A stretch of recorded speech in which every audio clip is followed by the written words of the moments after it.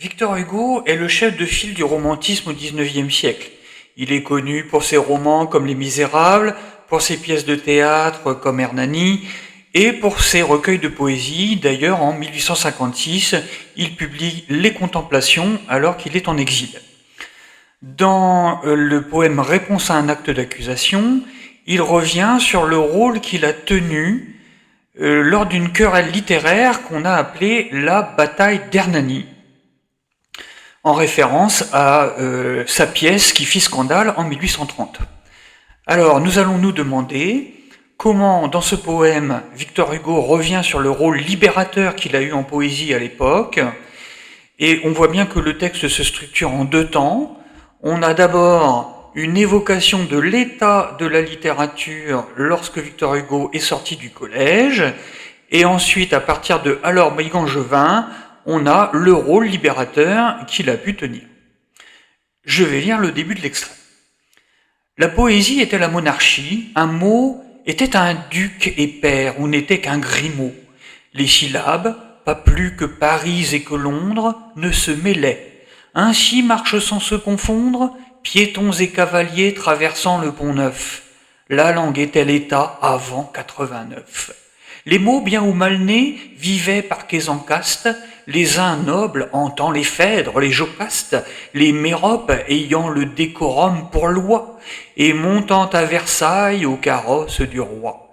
Les autres, tas de gueux, drôles patibulaires, habitant les patois, quelques-uns aux galères, dans l'argot, dévoués à tous les genres bas, déchirés en haillons dans les halles, sans bas, sans perruque, créés pour la prose et la farce, populace du style au fond de l'ombre éparse, vilains rustres croquants que Vaugelas, leur chef, dans le bagne lexique, avait marqué du nef. Alors, on voit que au début du texte figure par 4 fois un verbe d'état, le verbe être, à l'imparfait. C'est parce que Victor Hugo veut nous décrire l'état de la poésie au moment où il sort du collège. Et pour ce faire, rien de mieux qu'une métaphore politique. En effet, il nous dit la poésie était la monarchie, et il développe cette figure quelques vers plus loin en disant la langue était l'État avant 89, périphrase qui désigne l'Ancien Régime. Alors l'Ancien Régime, il fonctionne à la fois sur des règles et sur une hiérarchie. Et effectivement, à partir du XVIIe siècle, on a des académiciens comme Malherbe et comme Vaugelas qui vont fixer des règles dans la poésie, par exemple, interdire l'emploi du rejet, interdire l'emploi de l'allitération, décourager celui de la métaphore. Et la hiérarchie est bien présente, puisqu'on estime que la tragédie doit systématiquement être écrite en vers avec un langage soutenu, tandis que la comédie, bonne pour le peuple, sera écrite en prose avec du langage familier.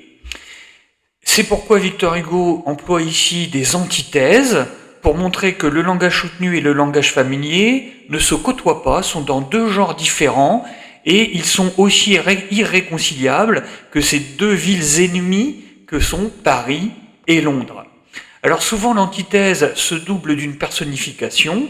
En effet, les mots marchent, traversent le Pont-Neuf, et on a d'un côté les mots soutenus, avec par exemple duc et père, ou encore cavalier, et de l'autre les mots familiers, désignés comme des grimaud ou encore des piétons.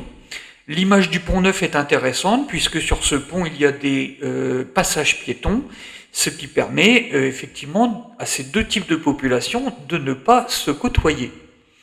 Alors l'antithèse se poursuit avec les uns, les autres, avec aussi une opposition entre la ville et la campagne, Versailles pour la ville, et puis les vilains et les croquants, ce sont les campagnards, donc c'est eux qui utilisent le langage familier.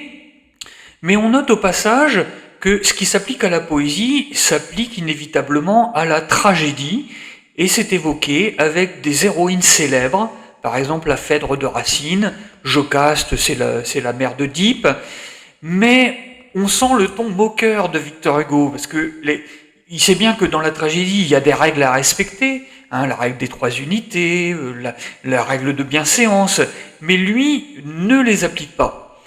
Et il désacralise un peu ici ces grandes héroïnes tragiques, d'abord en les mettant au pluriel, en disant de cette manière que finalement elles reviennent toutes un petit peu toujours au même, mais aussi en utilisant l'antonomase, c'est-à-dire en faisant de ces noms propres des noms communs. Alors ensuite, il consacre une dizaine de vers au langage familier, on voit où va sa préférence, et il évoque le mépris des nobles envers ce type de langage, avec des expressions très péjoratives comme tas de, ou encore comme populace au lieu de peuple. Finalement, qu'est-ce qui gêne le noble? C'est la pauvreté du peuple. On le sent avec un mot péjoratif comme gueux, mais aussi avec le vocabulaire vestimentaire. Et oui, le peuple est sans bas, sans perruque, pire que ça, ses vêtements sont déchirés en haillons. La condamnation se fait même morale dans l'énumération vile, dégradée, flétrie. Et le vocabulaire familier est donc bon à être condamné. Condamné à être pendu avec le mot patibulaire, condamné à l'esclavage avec le mot galère à la rime, ou encore condamné à la prison avec la périphrase au fond de l'ombre éparse. Cette image de la prison est développée avec le grammairien et académicien qu'on retrouve Vaugelas comme chef de prison, et de même qu'on marquait les mendiants au fer rouge avec la lettre M avant de les jeter en cellule, eh bien ici, il marque le langage familier avec une lettre F.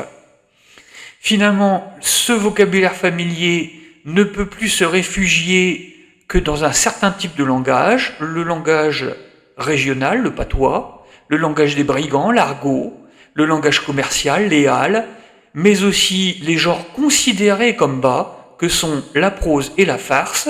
D'ailleurs, la comédie est évoquée un petit peu plus loin avec Molière, mais de manière à le déconsidérer, avec cette allitération désagréable en bœuf, bourgeois, bon pour Molière.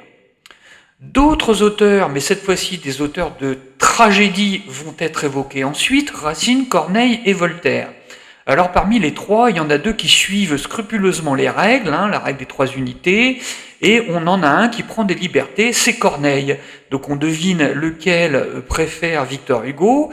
Eh bien, d'ailleurs, il en dit du bien, il nous dit à propos de Corneille qu'il est humble, qu'il se tient quoi, alors qu'au contraire, Racine se montre méprisant, il regarde les mots familiers de travers, et Voltaire a même une attitude excessive, il criait « Corneille sans canaille », on appréciera ici le discours direct qui permet de faire apparaître une exclamative et aussi une désagréable allitération en « que ».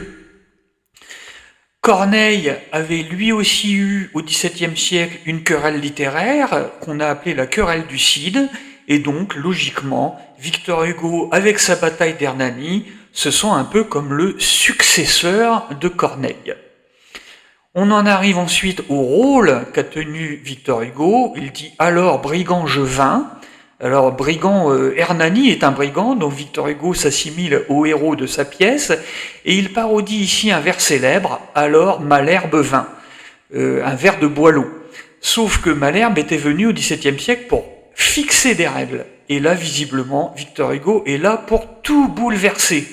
Il reprend ses antithèses, ceci, cela, toujours devant, toujours derrière, et il se lamente d'une académie qui semble dépassée, elle est aïeule et douairière, mais c'est justement pour nous prévenir de son rôle avec l'anaphore en je fit souffler, je mis un bonnet, et il reprend sa figure du début du poème, la métaphore politique, avec un vent révolutionnaire, donc on pense à 1789, et avec un bonnet rouge, donc on pense au bonnet phrygien.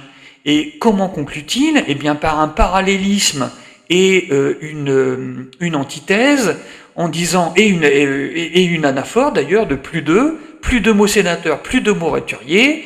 Il n'est donc plus question de séparer ces deux types de vocabulaire, mais de les réunir dans ce qu'on appellera le drame romantique.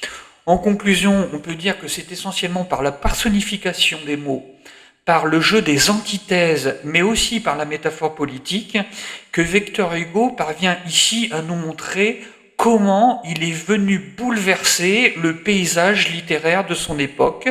Il a eu des continuateurs tout au long de la fin du XIXe siècle et du XXe siècle. Citons Rimbaud, citons Apollinaire, citons Boris Vian.